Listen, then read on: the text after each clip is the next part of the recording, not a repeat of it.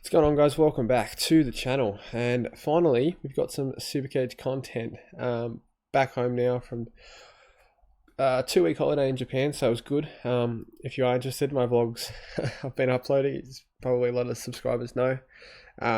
Thanks to everyone that watched that. I know there wasn't a heap of people watching it, but didn't expect many, if any, to watch, just because obviously this is a Supercoach channel and I'm not a vlogger.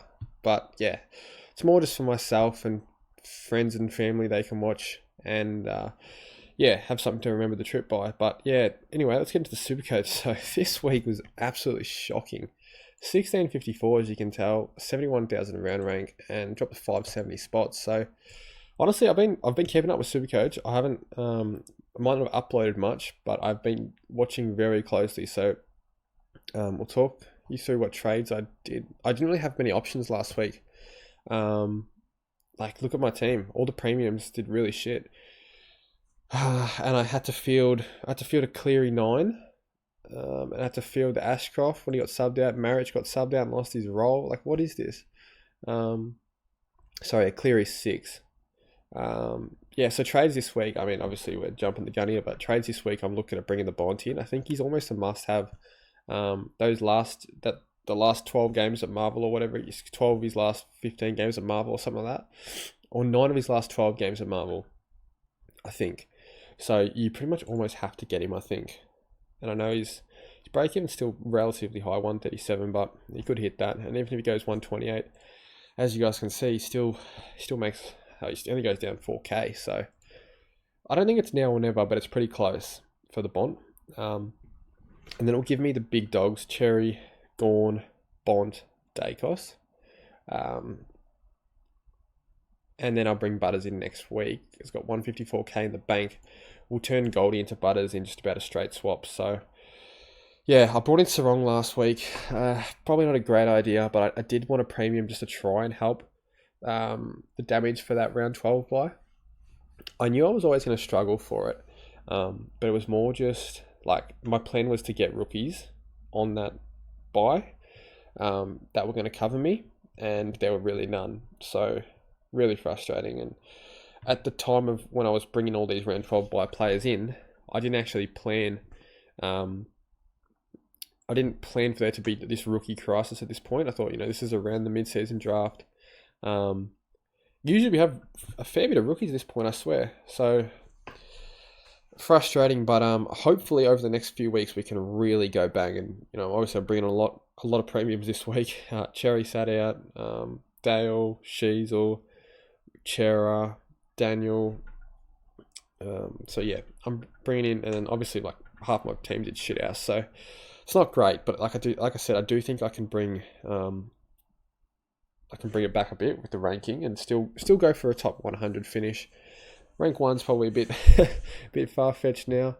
We'd need some miracles, but yeah, top 100 would be really good. So yeah, 10 trades left after this week, so not ideal. I think what I'm going to do is I'm going to tank F6. So if you look at my team, if Sarong and Brayshaw come on at M7 and M8, that's good. I'm stuck with Shees, I'm stuck with Roberts, which is what it is.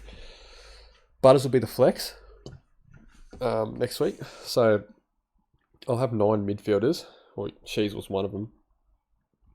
Gordon Cherry, it's good. I think I'll look to bring McRae back at F5. High break even, so we'll wait till he actually drops right down. But yeah, I think coming out of the buys, I'm going to just sit on about 6 trades, 7 or 6 trades, and just tank the F6 spot until either something presents. Hopefully we get some good scores from Gray and Pedler, one of them. I mean, to be honest, we probably need them for cash, but yeah, hopefully we can get a semi-decent rookie at that 23rd spot. But I think I'm going to tank it. I'm going to hold trades. Probably hold, those 6 trades or whatever just for injuries. And just really go hard on the best 22. If I do have an opportunity to get a premium in 2 trades and be down to 4 or 5 trades, I will do that, obviously. But at this point, it doesn't look like we're going to get much cash gen. So in terms of like the short-term play, yeah, just going to hold after I get Butters. Butters and McRae.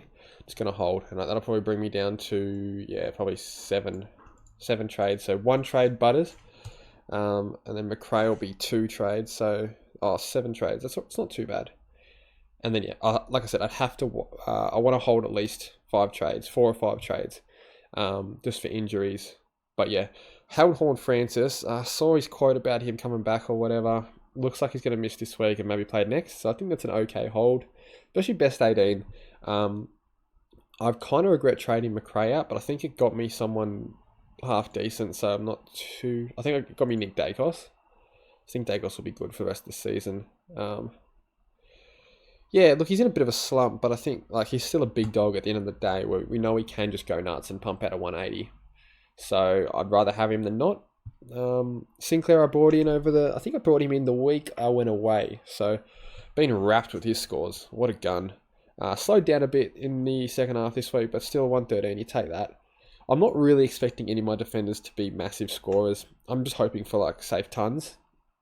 I mean, Zorko 66. It's like the week you friggin' need him, he does shithouse.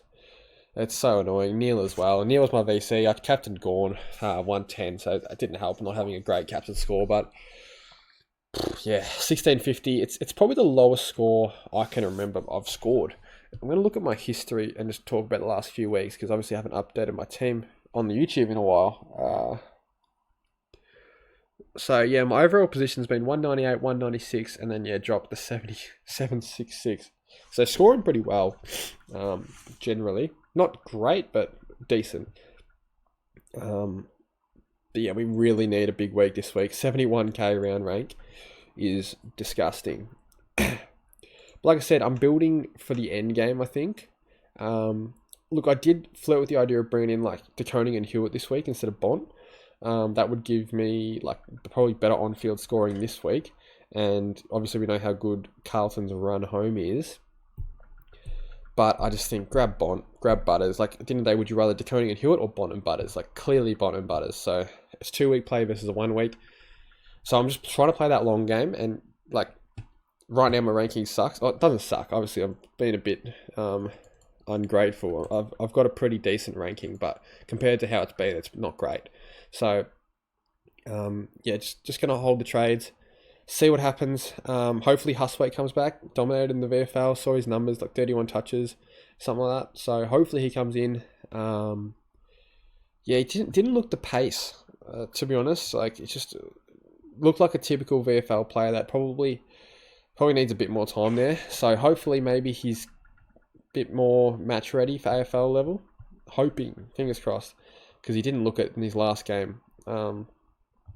Max Holmes been pretty good over the last few weeks as well, so happy with that. Who are people trading in and out? So Tom McCarthy, yeah, we're going to need him to be a miracle and make some money. If he could make 150, 200k, that could get me to McRae. Caldwell's an interesting one. I thought he was a forward. I see why people are getting him for the whole value idea. At the end of the day, I don't like bringing in players that have their buy coming up, but he's got that round 16 buy, which is already looking very dodgy. Not too bad for me, but yeah, Goldstein will be Butters, so it should be alright. But yeah, a lot of teams are going to struggle with that round 16 buy, so I personally wouldn't go Caldwell. He's also not really proven in seasons past, so at that price, you probably want him to be a keeper. Like I said, this seems like a bit of a desperate cry for help bringing him in, because if we just got no cash gen, it's pretty tragic. Nick Munn, I wouldn't pay that much for him, but he was a bad miss a couple of weeks ago. He's had some monster scores, so if you brought him in that round, what was it, round 10 or round 9, when he was bottomed out 480, well done. McCluggey's another one I wouldn't bring in just because he's got that buy. And Liberatore, I would consider bringing him in because he doesn't cop any attention, and it doesn't seem like he does, and he's been very consistent. I know he's got that whole concussion risk about him, but if he gets injured, just trade him. I mean, this is probably the point where you don't want him to get injured because we are low on trades. Look, I think at the end of the day, you grab Bont if you can. Just grab him at all costs. Not at all costs. Don't be stupid and trade a premium out, but if you got Ryan Marriage, it's a perfect upgrade. Marriage 0 kick-ins last week, subbed out as well, playing wing. You couldn't get any worse, so you just flick him. Levi, I'd like to hold Levi, but break-even's high, 77. It's right on his average, is it? Right on it.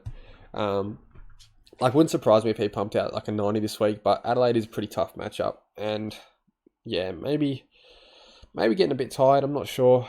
I thought he definitely wasn't their worst player when he got subbed out. I was pretty pissed off at that. And like I said, I really needed some scores from those guys because I had no backup. I was fielding 18. I had to scrape my way to field 18 as well. So, is what it is. And then Angus Clark, like, I don't really want this guy, but I mean, he's got a decent break even, -73. Is his job security good? I don't know. Essendon fan or someone will have to tell me about that because I don't know much about him, but you grab him with that high of a break or that low of a break even. And same with Pedler. I mean, at the end of the day, these guys probably don't have the greatest job security, but if they do play games and they do avoid the sub first, they are going to make money. So that's how I see it. And yeah, if they can both get to 200k, 250k, I'd be really happy with that. But it's going to take a bit. Anyway, that's it for the video, guys. Captain, vice captain. Actually, we'll talk about it quickly. I'm going to be uploading more, but this is just like an overall kind of video.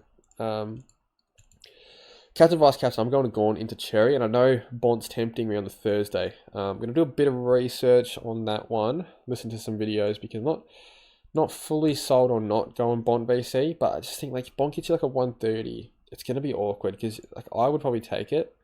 Cherry's last game against West Coast, 185, like disgusting numbers, and then you got to remember he also like look what Flynn did to him. Not Flynn. Look what Gawn did to Flynn. Like he absolutely murdered him. I think Meek broke the hit out record or something. Like what's Cherry gonna do? So I think I'll be going Gawn, Cherry, and then just fall back on Gawn on the Monday. He's a big game player, so I expect a pretty good score from Maxi.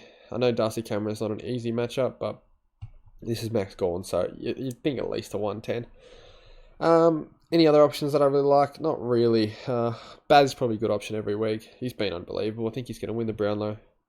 I did say it round 1. Get on him for the Brownlow. He stands out a lot as well. Disposal's not great. Obviously, it never has been. That's not his strength, but he's bloody good at winning it, and he works so hard around the ground. So yeah, he'd be a worthy winner in my opinion. He's been really good. But yeah, that's it for the video, guys. Hope everyone enjoyed, and I'll see you in the next one.